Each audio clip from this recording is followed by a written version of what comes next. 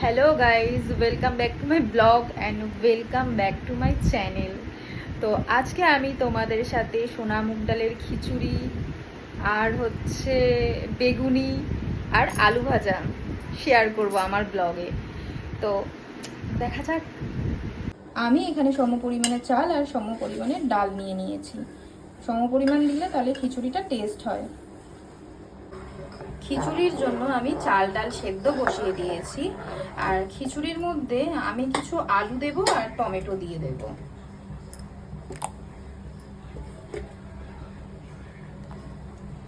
আলু আর টমেটো না দিলে মনে হয় না যে টেস্ট হচ্ছে, তো আলু আর টমেটো আমি খিচুড়ির মধ্যে দিয়ে দিলাম।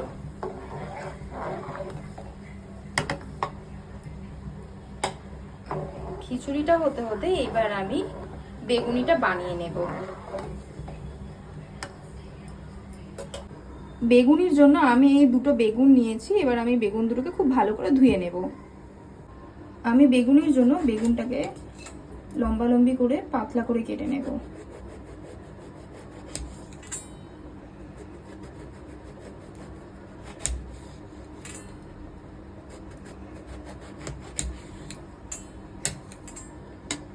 এতটাই পাতলা করে কেটেছি আমি বেগুনগুলোকে। বেগুনের জন্য আমার বেগুন কাটা হয়ে গেছে, ঠিক এরকম পাতলা করে আমি বেগুনগুলোকে কেটে নিয়েছি। এবার বেগুনিটা আমি বানিয়ে নেব। বেগুনির জন্য আমি এখানে চালের গুঁড়ি নিয়ে নিয়েছি। চালের গুঁড়িটা দিলে একটু মচমচে হয়। এবার আমি বেসনটা দিয়ে দেব। বেগুনিটা আমি একটু কাশ্মীরি লঙ্কার গুঁড়ো দিয়ে দিলাম, সামান্য হলুদের গুঁড়ো দিয়ে দিলাম, আর সামান্য একটু ধনের গুঁড়ো দিয়ে দিলাম, পরিমাণ মতো লবণও দিয়ে দিলাম। এইবার আমি বেগুনির জন্য ব্যাটারটা জল দিয়ে গুলে নেব। খুব পাতলা করব না, মিডিয়াম করব। বেগুনির জন্য আমার ব্যাটারটা তৈরি হয়ে গেছে।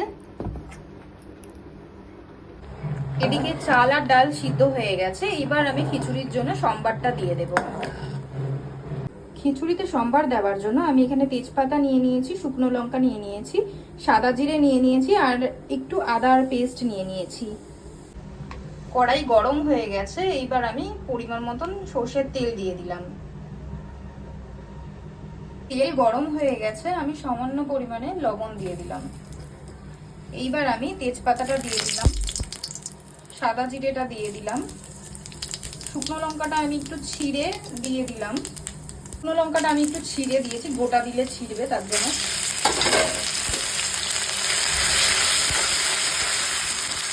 এইবার ভালো করে ভাজা ভাজা হয়ে গেলে আমি এর মধ্যে জিরের গুঁড়ো, ধনের গুঁড়ো আর হলুদের গুঁড়ো দেব, তাহলে একটু টেস্ট হয় খিচুড়িটা। আমি এখানে গুঁড়ো মশলাগুলোকে দিয়ে দিলাম। এইবার ভালো করে ভাজা ভাজা করে নেবার পরে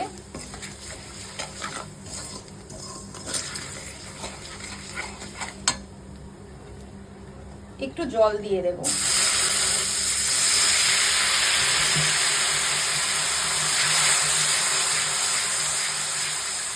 মশলাটা ভাজা ভাজা হয়ে গেছে। এবার আমি চাল ডাল সেদ্ধর মধ্যে দিয়ে দেব। এইবার আমি ভাজা মশলাটা চাল ডাল সেদ্ধর মধ্যে দিয়ে দেব। আর আমি ভালো করে নেড়ে নেব। এইবার খিচুড়ির ফ্লেভারটা চলে আসবে।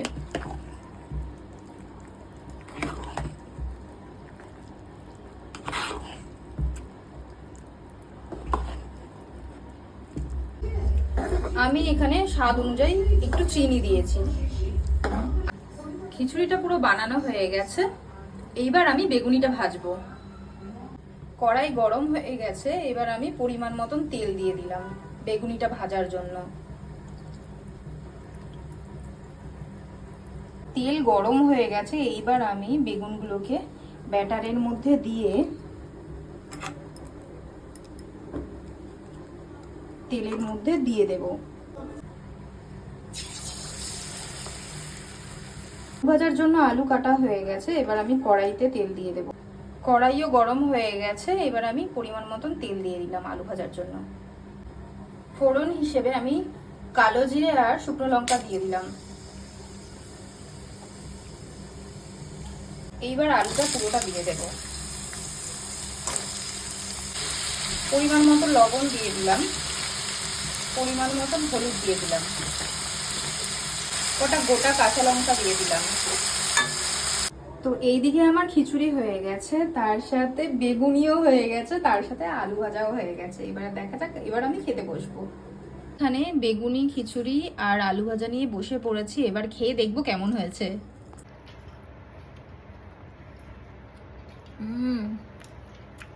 দারুণ হয়েছে।